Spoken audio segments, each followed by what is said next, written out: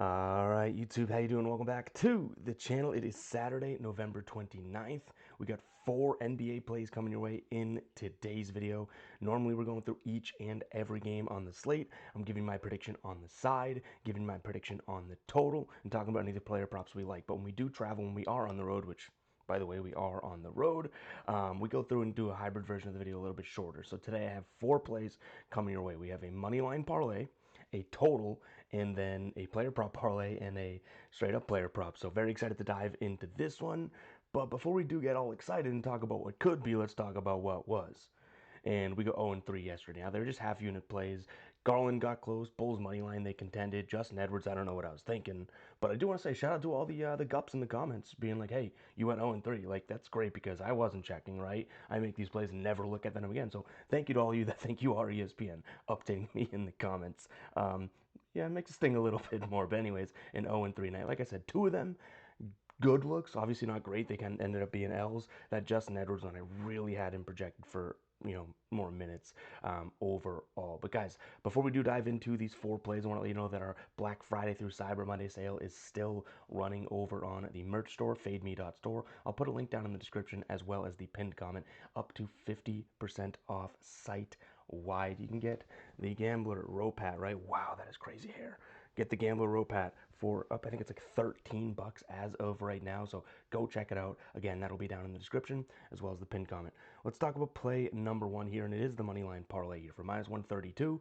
Looking at the Timberwolves on the money line as well as the Raptors on the money line. Let's start with the Timberwolves side of things. Now, it pains me, Celtics fan, obviously rooting against them here today in terms of monetary interest. But the Celtics do have a tough game tomorrow against the Cavs. Probably means a little bit more. Derek White, Jaylen Brown, Neemias Queta, all questionable in this one as well. And realistically, this comes down to one fairly simple spot for me. This Minnesota team is one of the best teams, one of the better teams in the league at 1, preventing points from 3. We know the Celtics like to do that, right? And 2, preventing spot up and 3 pull up type of threes, right? And what I really do like, I guess if I were to say 3, throw it in there. I know I said one main thing, but it really is the 3-point game. This Celtics team 4th in terms of 3-point above the break frequency, meaning how often they shoot from up there, right? Regardless of percentage or anything like that. For what it's worth, they're shooting 39.5. Minnesota, the #1 team of drawing their opponents out of those above the break 3 situations. So they're getting attempted on the lowest in the entire league. The Celtics need that shot to be able to go out there and score. Now, I will say the mid-range could be a spot in which the Celtics attack today. Minnesota's a very good defensive team, right? A top 10 team in terms of both points allowed as well as, defensive efficiency, but that may be where the Celtics attack. But if Jaylen Brown doesn't play and they're trying to save him for tomorrow, a conference game, and or if, he's hobbled and not 100%, who really takes over that mid-range game, right? Maybe Anthony Simons coming off the pick and roll. I don't mind him if we do get news that these guys are out. That it might even be an added play, so keep an eye on the final plays because I really do like him if we get these guys ruled out. But you're getting him at 13.5 right now. That might be worth the chance, I guess, the risk to pull the trigger earlier. But that's not an official play as of right now. Keep an eye on the final plays located in the pinned comment. So I do like the Timberwolves to dominate the 3-point game here against the Celtics defensively. We move on to the Raptors. Now the Raptors taking on the Hornets. I really do like this matchup. I'm hard pressed to find any sort of categories that I think the Charlotte team is better in the Raptors at. Now, I will admit, we took the Bulls yesterday against the Hornets and it didn't work out, right? They won the first half, and then, yes, the Bulls kind of came back and blah, blah, blah, but didn't come through. Now, today's a little bit different. We are on a back-to-back, right? So that's obviously worth noting. LaMelo Ball isn't listed in the starting lineup. He is listed as questionable, so not fully ruled out. And Brandon Miller now questionable. So I do think Toronto can come through and win this one. They are the better team. They're on the road, which could worry some, but realistically, this team is covered at 60% of their games on the road. They're 9-point favorites here. We just need them to win the game. And realistically, this Toronto team obviously likes scoring in the paint, right? 6th in terms of restricted area.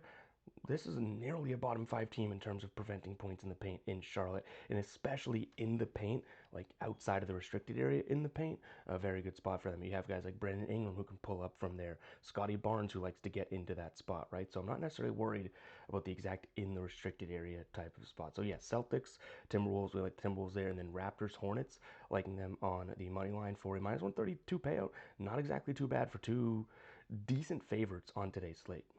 Moving on to Cade. So we like him over 44.5 points, rebounds, and assists. I mean, he's done in 6 of his last 10 on the season, 8 of 16 games, but he didn't hit it for the first 4 games of the season. So realistically, he's hitting this at a great clip in terms of, what is that, 8 of 12 if we minus 4 from that.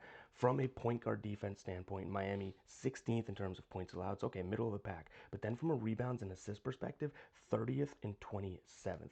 So why aren't I just looking at the rebounds and assists? I don't mind that pivot. I really don't. I mean, he's hit that in 3 straight games against this Miami squad.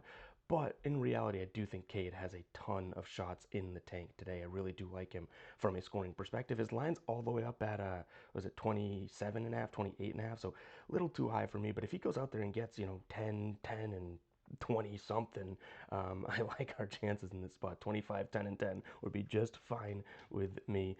Also, maybe a little sprinkle of a Cade triple double. He has had in 2 straight games against Miami: 20, 11, and 18, 25, 12, and 11. Those are 2 triple doubles back to back. In terms of what we've seen from opposing point guards, Ryan Rollins had a line of 29.5. He had 38. We had Deuce McBride early in the year kind of torch them. So I do like the spot. Tyrese Maxey had a line of 43 and only had 35, and then Josh Giddey, line of 39, only had 36. So these are still high volume spots. We need a lot of volume out of Cade today, but yes, those guys did hit their under. I don't want you guys thinking that I'm saying every point guard that plays them goes over, but I do like the idea of Cade in this matchup. This Miami team, at least, the very least, I should say, will play with, hopefully some pace, and their perimeter defense hasn't been all that tremendous. I mean, what I will give them credit for is the fact that, they're able to defend the above the break, which obviously Cade's going to shoot a ton from there. But the minute you start kind of pushing Cade off that, he's going to be able to find spots in the mid-range, get into the paint, and honestly get to the foul line a decent amount today as well. So I do like Cade to score, but again, a strong pivot could be his rebounds plus assists. I think that is a very good look as well, but I just like the idea of him with a ton of usage, and realistically getting to 45 shouldn't be all that hard, especially if, say the odds makers are right and he's going to go for 28 points a day or 27 points. We're not asking for all that much more to get to this number, especially with a points, rebounds, and assist line projecting for 16, right? So I do like the spot there. We just need a couple more assists or points bouncing our way. So Cade Cunningham over 44.5 PRA. Again, guys, I'm mentioning these little sprinkle plays or some pivots. If we do turn to any of these, keep an eye on the final plays down in the pinned comment. That is where you'll find those. All right, we got 2 more plays, but before we do, I want to talk to you guys about Sleeper. $20 free. $20 free. Do I need to say more? No deposit needed. You click the link down in the description as well as the pinned comment. Make sure to use code GUYBOSTON. $20 free entry. If you saw 20 bucks on the ground, are you picking it up or are you waiting for someone else to capitalize? Maybe you're a better person than me, but I'm picking that bad boy up. Go check it out. That link will be down below in the description as well as the pinned comment. They have so many alternate lines, so many promos and boosts on the daily. Go check it out, guys. Again, that link will be down below in the description as well as the pinned comment.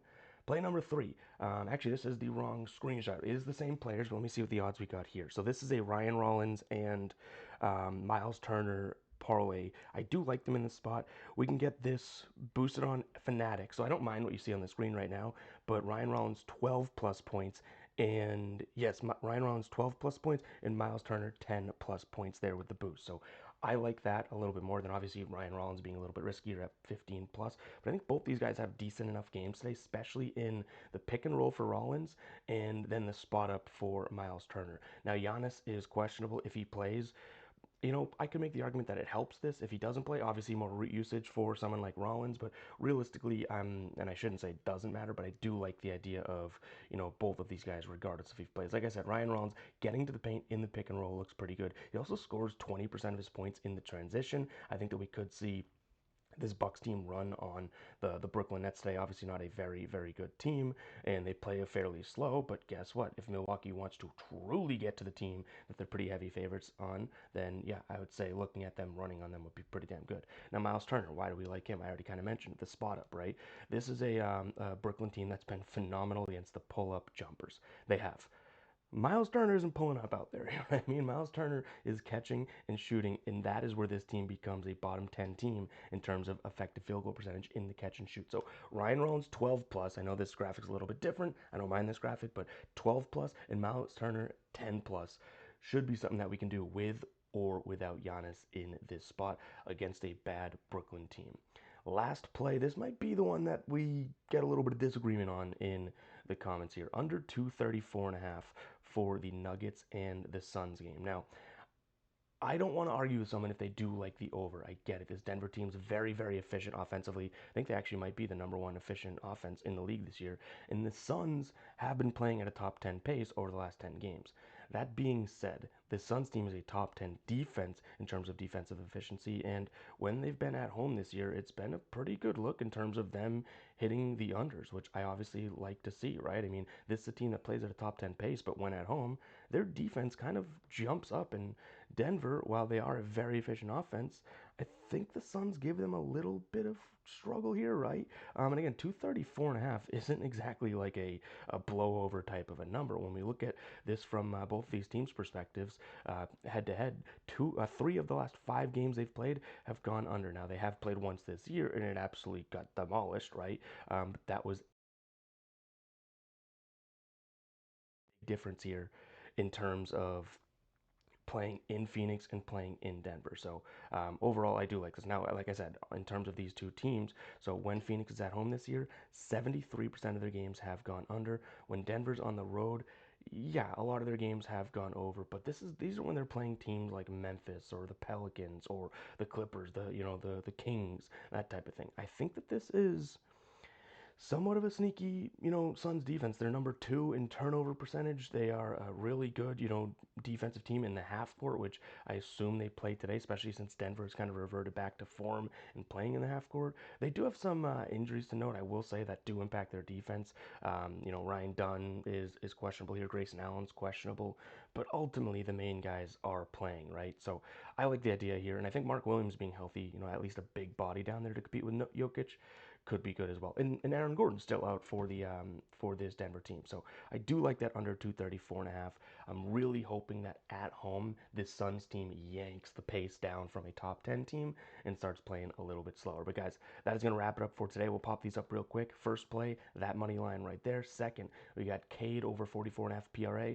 Third, this is a little bit different. It's actually Ryan Rollins 12 plus and Miles Turner 10 plus. And then the fourth play we just talked about, that total going under 234 and a half. 2, 3, 4, 5. But guys, hopefully you did enjoy. If you did, go ahead and comment 12 down below. I know we are on the road. I saw some comments yesterday when I said blink twice if you're in trouble, Ev, because obviously the lighting is a little bit better today. But then we got comments being like, it's not blink twice. Go 0 and 3 in your plays if you need help, Ev. That was not a cry for help. That was just a dumb day of picks, okay? And we'll have plenty of those. But really do appreciate you guys. Hit that like button, hit that subscribe button. Catch you guys in the next one, all right? Peace out.